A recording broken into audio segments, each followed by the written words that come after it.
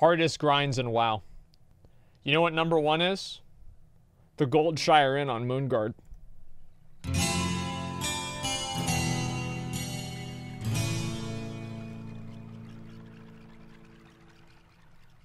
Hey guys, what's up? MadSeason here, back with another video for you.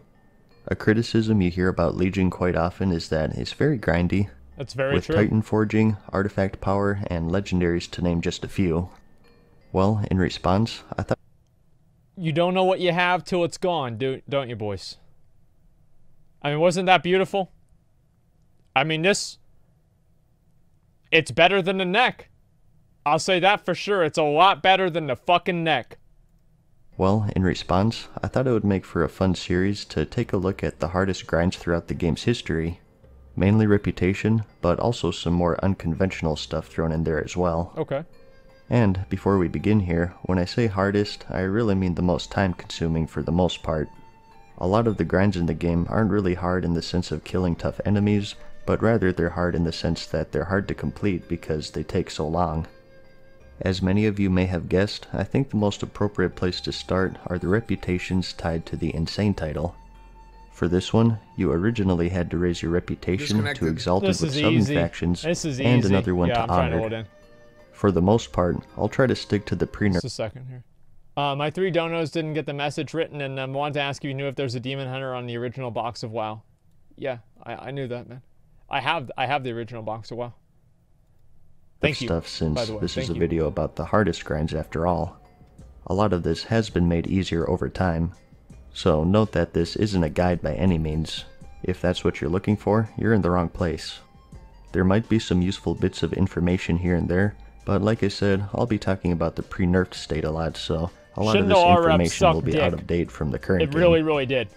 So, the original achievement had Booty Bay, Gadget Zen, Everlook, Ratchet, Ravenholt, the Dark Moon Fair, and the Chandrilar factions at Exalted, and the Bloodsill Buccaneers at Honored. So, we got 8 total to start off episode 1. The Chandrilar was removed with the Cataclysm expansion, so let's start with that. This is the group of Night Elves that can be found inside of the library of the Dire Maul dungeon, the same place where you got the Quilsarar quest. To raise their reputation to Exalted, the best method was to get these items called Librams. You got these as... We've been having something happen in my chat recently, and this is something that actually is very annoying to me. Whenever somebody starts posting for me to do something, everybody else in the chat starts posting for me to do that. Is it letting you make a character? In order to try to get me to do this thing. From now on, mods, if there's like a tide of people all telling me to do something or look at something, just time all of them out. It's extremely annoying. Just time them out.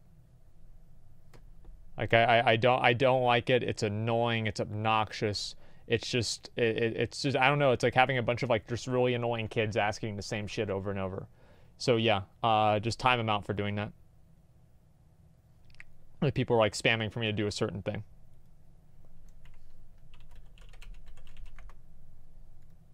Drops in the Dire Maul dungeon, and they came in different forms: the Libram of Focus, Protection, and Rapidity. These were quest items, and when turned in along with other trade materials, you would get an item that enchanted your gear with bonus stats, along with Chandrilar reputation. 500 to be exact, not counting the human racial bonus. You started neutral with them, so to get to Exalted, you needed 84 of these Librams, along with 84 black diamonds, and depending on what Librams you had, a bunch of enchanting materials and other stuff. Yep. You had the Blood of Heroes, which was a rare material you could only get in the Eastern Plagueland zone. You picked these up off the ground, and it would spawn a few elites that you had to kill or run away from. You also had the Freyed Abomination Stitchlings, which dropped from Abominations in Stratholme, and Skins of Shadow, which dropped from elites in Scholomance. Yeah, those are the fucking days. The worst part was that the Librams were unique, so you could only bring one of each at a time. Before the portable mailbox and mobile guild bank, you'd have to get your Librams, head to Dire Maul, turn in the quest, hearth back, get more Librams, and go back to Dire Maul 28 times minimum and 84 max. Have mercy. I got to friendly, I believe, and then I realized that I was never going to make it by the time that they introduced the Cataclysm, or like whenever the fuck it was. And I was so disappointed and sad that I didn't actually get exalted with the Shindalar. It's one of the only reputations that I didn't get. I feel so fucking stupid for it. But yeah, there it is. I didn't make it. Oh well. That's why, like, nowadays, I always make sure that I get everything done every single time. You should feel stupid. I guess they did show mercy because this reputation was removed with the Cataclysm expansion and was no longer part of the Insane title. But we still have 7 others. Let's tackle the Ravenhold first. This was easy. This is a ninja faction located in the Hillspread Foothills Zone in the Ravenhold Manor. They spend their time getting anime haircuts and collecting heavy junk boxes. Yep. You could only get these if you were a rogue, yeah, you just but farmed, anyone could do the quest. It was a joke. So if you didn't have a rogue, you'd need to straight up buy these. Oh yeah, you did it over there too. I forgot about that. You pickpocketed them off of level 50-ish enemies, and you'd turn in 5 at a time for 75 reputation. Typically, you did this just for the revered level, so that's 1,400 boxes total. For neutral to revered, it was faster to kill low-level enemies.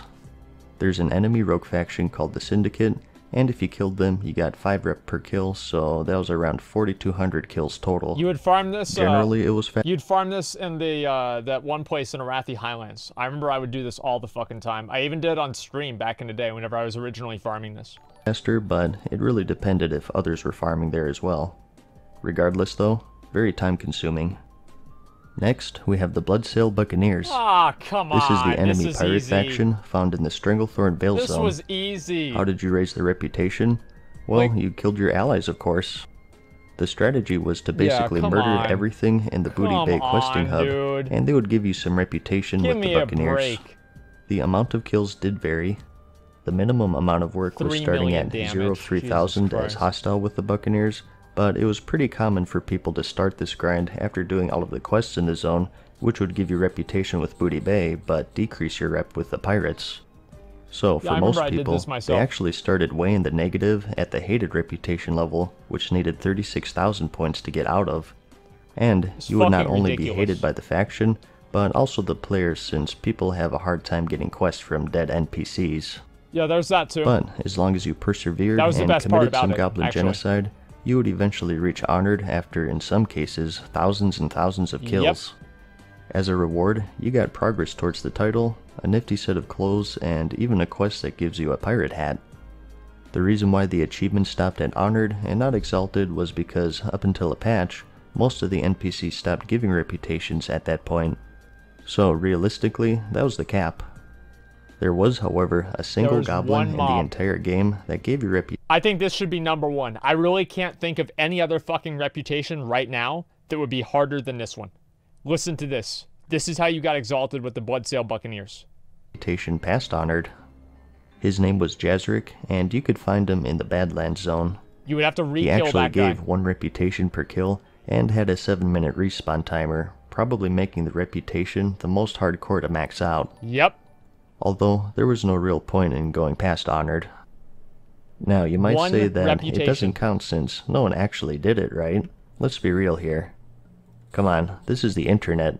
Someone actually did it. Yes. Wigwam on the Dentarg server on US killed poor Jazric 20,999 times to become exalted. And he was followed by some others. Now that's insane. It was later changed to give 5 reputation though. Yes. But there was a catch to this. The Insane title also needed Exalted with the Steamweedle Cartel, which consisted of the 4 goblin factions, Everlook, Gadgetsan, Ratchet, and Booty Bay. But at this point, you're hated with these factions because the only way to raise that Bloodsail reputation was to lower your rep with the cartel. This was not hard to do. This was not hard to do at all. So now you're in a pickle. Initially, they're not in a pickle. You just you did the Bloodsail ones first, and then you leveled up the Gadgetsan ones. Like, that's what everybody did. That wasn't even hard at all. I believe, correct me if I'm wrong, you could farm this rep back up by killing pirates outside of Booty Bay. It's a joke. But this would also, of course, decrease that Bloodsail reputation. And you got a very small amount of reputation per kill, so it would take thousands. Maybe even tens of thousands. Although it's not required for the achievement to have all of the reps at the same time, if you wanted to keep your Bloodsail reputation intact, you would instead head back to the Diremaul instance. In the northern wing near the end of the dungeon, there is a quest to free a goblin. You had to get a key that had a chance to drop from the many bosses in the instance. Turning it in gave you 350 reputation. He also gave a quest asking for an ogre tannin, which can be found upstairs or in a crate he leaves behind when you free him. Yeah, this is insane. You'd also need some trade materials. Holy shit. This was repeatable infinitely, and it gave you another 75 rep per turn-in. And the best part of these, it doesn't affect your Bloodsail Buccaneers rep. And another bonus was through the process of clearing to him and killing these bosses, you would also get those Librams needed for the Chandrilar rep I mentioned earlier. Holy fuck, so man. So you could knock out 2 birds with 1 stone here. Yeah, you'd save a ton of time, and that way you'd only have to spend 1,000 hours on this achievement that doesn't matter instead of 2,000. It'd be great. Anyways, lastly we have the Darkmoon Fair at Exalted. Nowadays this isn't too bad with the reworked fair. You just do the daily quests and the rep comes pretty fast. But before the fair's revamp in patch 4.3, things were much harder, and in fact this one was the hardest out of all of the reps required for the Insane title. You didn't have those daily quests where you play the carnival games for some quick rep. Instead, the main form of rep grinding was tied to the card decks. Also, the fair is only in town for 1 week out of the month, so the accessibility is also a problem. It was not a problem. Like, getting rep, as soon as they added the Darkmoon Fair, like the new one in Cataclysm, it came out in like 4.3 or whatever, getting Darkmoon Fair reputation became a fucking joke. Before that, though, it was really hard. He's right about that. So, you of course started at neutral, and from that point to 2000 into friendly, you would do a repeatable quest turn-in that required drops called Glowing Scorpid Blood.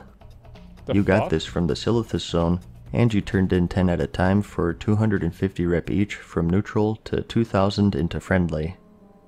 And from this point on until Exalted, you started what's known as the card grinding. This was the worst part of the whole achievement. So, there are a handful of card decks in the game that you can turn into the fair for trinkets and other gear, but to make these decks, you need cards. Okay. They drop throughout the world, and if you were an inscriber, you can make them. They varied in quality, and getting all of the cards for the deck gave you a turning quest that gave you a trinket or an amulet, and some reputation. 350 for the epic quality decks, and 25 for the blue and green ones. So, if you had inscription, you could craft your own cards requiring a mountain of materials you got from milling herbs into inks. Or alternatively, you could just buy them off of the auction house and sell the gear if it was bind on equip. Some smart players would actually trade the item for other people's completed deck, along with a bit of gold as an incentive, basically paying for the turn-in and the reputation you got from it. We tried doing this back in the day on our alts because we had tried to be like, oh, we'll turn in your Darkmoon Fair trinket, and then we turned it in and log off, but that was like an idea we had, but we were never able really to execute on that because nobody trusted us. Because we were on like random level 1 characters, and people knew about Asmongold. The amount of decks you needed to turn in, of course, varied depending on what quality you were doing. The max was around 1500 turn-ins if you focused on the low-level decks, and 100-ish for the purple ones. 1500. But those were very expensive. And of course throw in different rep bonuses such as the human racial, and you could do it with less. But with that, you got the Insane title. Like I said, much easier these days with Chandrilar being removed, the revamped Darkmoon, and so on. Even still, the reputations tied to this title rank at the top as the most grindy in the game. Crazy. That's it. Not insane that's about it. That's a pretty good start to this series, I think. I was thinking of keeping these on the short side and doing 5 grinds at a time. I started with 8 because I think it would be wrong to start the series with anything other than the Insane title since, as you saw, the grinding is, well, insane. It was. In future episodes though, I'll be going into more unconventional stuff, not just reputation since I think that's a little boring. I got quite the long list already, but if you have any in particular that you'd like to suggest, let me know. As always, I hope you found the video interesting or entertaining, like it if you liked it, and thanks for watching. Peace. Okay. Farewell for now, mortals. You know, like... We hope you enjoyed today's video. See you again soon. I kind of agree, right, with a lot of those. Those do kind of take a long time to do and everything. Yeah, that's true. I do wish that that they added more stuff like that into the game, though.